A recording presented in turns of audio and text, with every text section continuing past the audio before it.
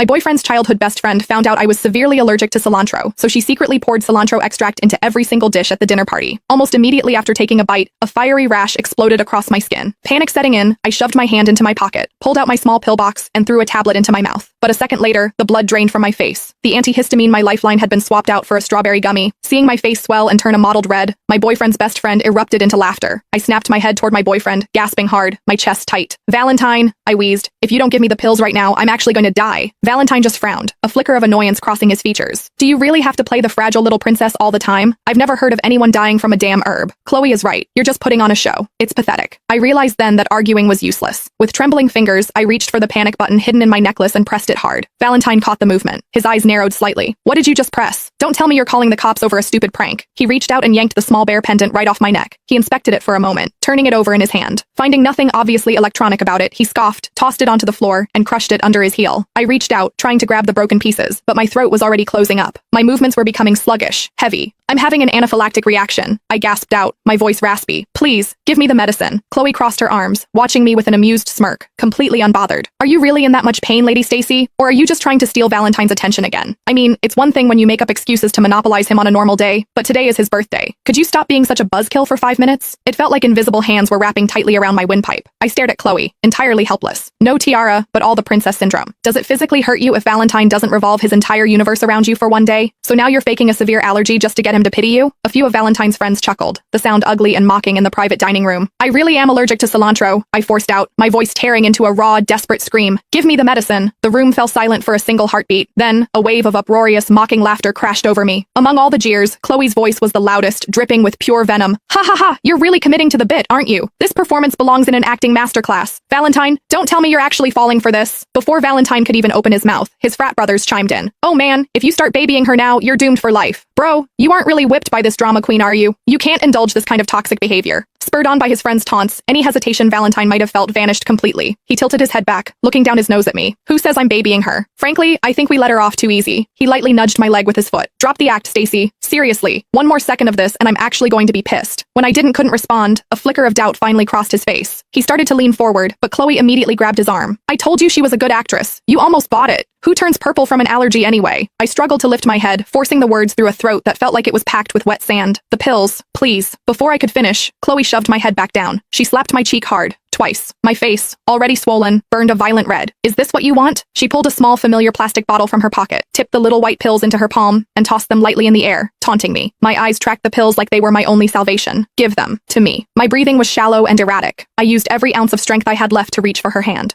But just as my fingers grazed the plastic,